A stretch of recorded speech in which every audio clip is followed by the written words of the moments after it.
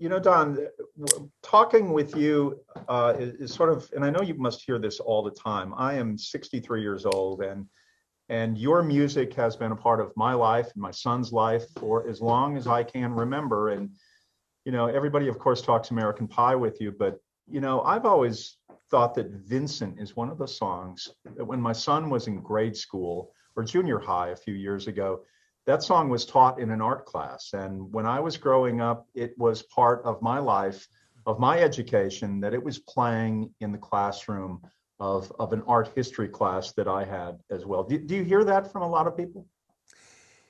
I hear even more than that. Usually, every time there's an exhibit, the song is part of it, or it gets played, and it's actually. I mean, I'm very saying this in a very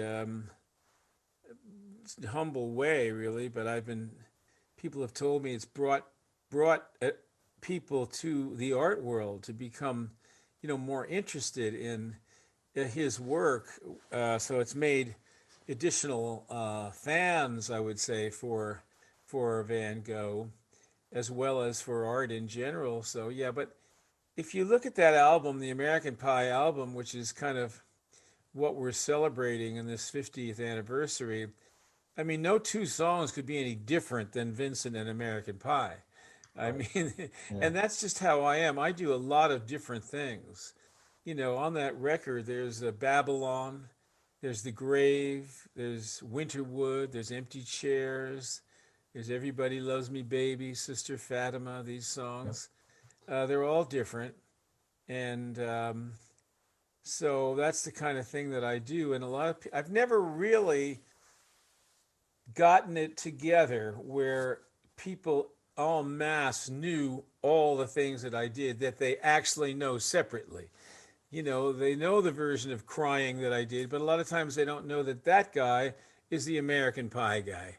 You know, Well, you're so much more than that, and you're such a poet and an artist and all of that. But when you have a song like American Pie that becomes one of the monsters of the 20th century and into the new millennium as well, that is evergreen, it casts such a giant shadow on everything that you do afterwards, even the great pieces that you've done. I mean, that is such a monster shadow that there's always going to be a little bit of a chill there. well, it's nice to have a great work and something that people really exalt. I would rather have a lot of very excellent things and one gigantic thing than a lot of excellent things. So I'm happy with it. American Pie, when you were writing that and you were conceptualizing it, did you think, well, this might be something that 300 years from now somebody will be playing somewhere? Did you think of it in that context? No, no, no. I don't think that way at all. I don't. I was out of a job basically when the record company that I was on that put the Tapestry album out, which had "And I Love You So" on it and "Castles in the Air." It was a I very love that version by Perry Como too. I know you must hear that all the time too. I'm Oh, I sorry to love it. I reveal. love it. I Yeah. love all these different things that happen to these songs. I'm fascinated with their histories once you let them go. But that made me a sort of an underground FM sensation, the Hmm. Tapestry album. Yeah. Played it everywhere. In fact, I was ill one time, and my mother was in New Rochelle at our house there, and I lived in upstate New York, and I just couldn't make it. And I said, Mom, I'm going to come home because I don't feel very well. I had a temperature. And I got there and I turned the radio on and they were playing the whole album. And I called her upstairs. I said, "Look here, Mom, they're playing the whole record." And she was amazed. I mean, because, she'd been with me all her life, of course, Sure. and seen me starting with the guitar and, learning the guitar from the time I was 13 or 14. And now, 10 years later, this is happening. And this was before the big stuff happened. Yeah. Um, so it's been very dynamic, all of this for me, and it's still happening. I mean, I've had songs written about me. I've sung at the foot of the Lincoln Memorial, and at the turn of the century. I've had TV specials. I've had the song has been in the Smithsonian. Just one thing after another. There's too many to even to talk about. And I don't. My mother died in '84. So much has happened since that she wouldn't even believe. That song, I've never run into anyone who didn't love it or appreciate it. And I'm not just saying that to flatter you, but it is that rare sort of convergence, that harmonic convergence in American culture, pop culture, that just works, and it touches everyone in a different way. Well, you got to start. Here's the thing. You got a lot of hoops that you have to go through. Number one, you have to write a fine melody. Number two, you have to make everything in that song work. So if you're going to the chorus has to work. If you're going from the chorus to the fast part of the fast part has to rock and roll. And if you're and the totality of it has to be dramatically correct. So it has to start with a whimsical area aspect, what you might call a coda, a vamp rather, and then it's got to go down to a coda at the end and make have circularity. Then you've got to sing it right. Then you've got to make a great record of it, and then you've got to get a record company that gets behind it and believes in it. So many things along the way that could stop the forward motion of something like this. So I was very fortunate in a lot of ways. I And was it's all, also Don, it's also been very mysterious. I mean, you were not forthcoming about what every lyric in the tune meant, aside from Buddy Holly. well, Not I didn't many even people say can do. that, but people kept saying it, and I went along with it because it's true. But if I mentioned James Dean in the song. Right. So if I wanted to call the King Elvis, I would have. If I wanted to call the Jester Dylan, I would have. Mhm. But the King in my song has a thorny crown, and only Christ had a thorny crown. So there are depths and things that are happening. This is a dream sequence. It's not a board game, and that's the reason why I'm not trying um, to be annoying by not answering these questions, but it's simply not where it's not correct to do it because it's not how it's built. It's not how it's made, and it was made for me. I did it. I did it for myself. I didn't know if I'd ever make another album. Mhm. I'd already had this one album come, and then the record company failed. So this is I wanted to make my masterpiece, and I loved doing it, but I didn't know if I'd ever.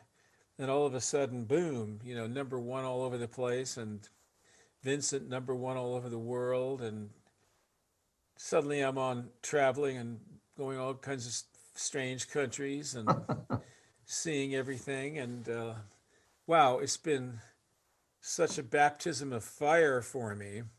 Do you It's, remember? Do you remember the first time that you played it for an executive of a label and the I didn't reaction play that it you for got? anybody. I don't. I always had the protection of being able to do whatever I wanted on a record. And then I gave it to them and they could do what they wanted. I didn't play anything for any executives. Yeah. Has anything really surprised you about the song, of maybe a place where you've heard it played or from an artist you never expected to embrace? Well, I have to say that the rap audience, rap artists, Tupac Shakur apparently Who loved loved Vincent? Vincent, Yeah.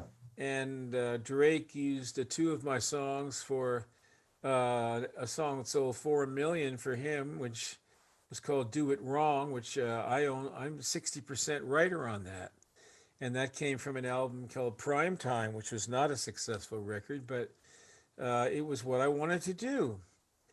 And well, the thing about Prime Time is I wrote it in the 70s because I saw America as a game show and everything coming through the television. And that's what's happening Mhm. now. And I also saw music being made mechanically, not by people. And that's what's happening. Yeah. Auto tune and all this stuff. Yeah. Everybody phones their parts in, and it's not really made by people, the stuff you hear on the radio now. I always hear in your voice Pete Seeger, and the Foolish Frog was one of my favorite songs as a boy growing up, and so many of Seeger's works, and your voice has that evergreen relevance that always sounds fresh, no matter where you may be Well, performing or no matter what age you are. he was an interesting man because he was a great performer. He founded the greatest folk group that ever was, which The was the Weavers. Weavers, Yeah. who were basically hit makers. They made one hit after another. And Seeger was uncomfortable with commercial success, Hmm.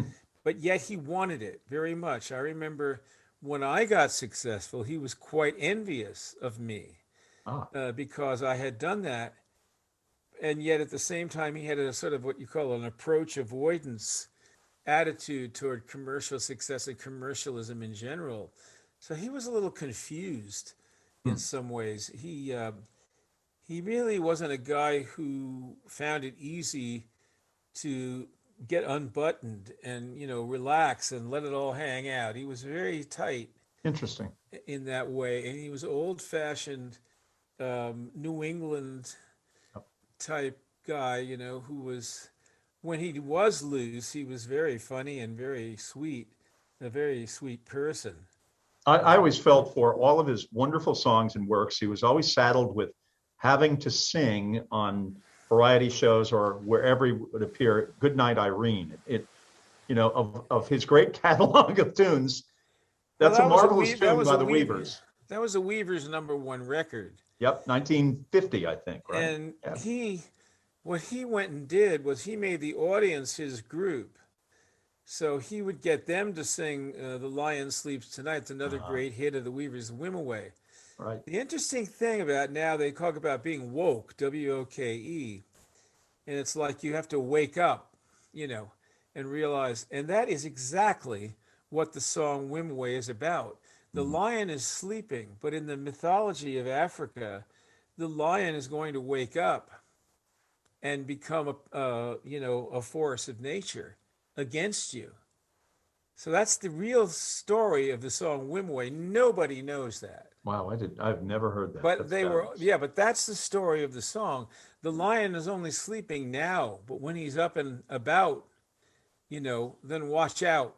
So there was always, you know, a sense, you have to have a revolutionary aspect to your thinking, otherwise you stagnate. Mhm. Now, in his case, he wanted to overthrow the government. Yeah. He wanted another kind of government that I'm not sure what that was. But in any case, it's always good to be asking questions, questioning slogans, challenging people about what they think. And I don't care whether they're on the side of the angels or they're on the other side where everybody thinks they're bad. Everybody has something good to offer. That's one Sure. thing I've learned in all these years I've been around. The right wing are not bad, the left wing are not good. They both have things they could offer, but they got to talk to each other. Absolutely. I know my mother, a good Irish Catholic woman who raised me, was, yeah, I know you love Pete Seeger, but we have some issues with him. There's always about, well, Mom, I don't really understand that, but okay. Well, I'm not sure he would have liked political correctness. I don't know. Yeah, He might have because he was a little bit of a follower in some ways, and that is that he didn't want to lose his following. So if his right. following went in that direction, he Sure. probably would have headed out that way. But I don't think so because he really did believe in free speech. I mean, after all, without free speech, he would be in jail because he had the benefits of free speech and could attack the government and attack the president and attack the war and attack all these other things freely and not go to jail where he would have if he was in any communist country. That's right. Knee deep in the big muddy comes immediately to mind. So, Well, sure. But, it's, he was a very nice man and a very interesting fellow. And we liked each other because he liked the way I thought. He liked the things I would say to him sometimes, and I didn't really have any thoughts at all. I was just listening and trying to learn stuff because I was around these people who were masters and who I adored. And, you know, it was great fun because I'd play the banjo, you know, and I'd hear him do something. I say, "Dang, you know, I've heard you do that on records. How do you do that?" And he said, "Oh, it's just really easy. It's like this, diddly-dong, you know, or whatever." Yeah. And so, wow, that was nice. You know, I could learn that. Oh, that's awesome. Well, Don, I could talk to you for a lot longer. I don't want to exhaust you here with talking to a stranger here in Atlanta, but I really appreciate your time, and I'm Thank you. grateful for all of your artistry and you know, loving your music. Gosh, from the time I was a little boy. So Thank you very much.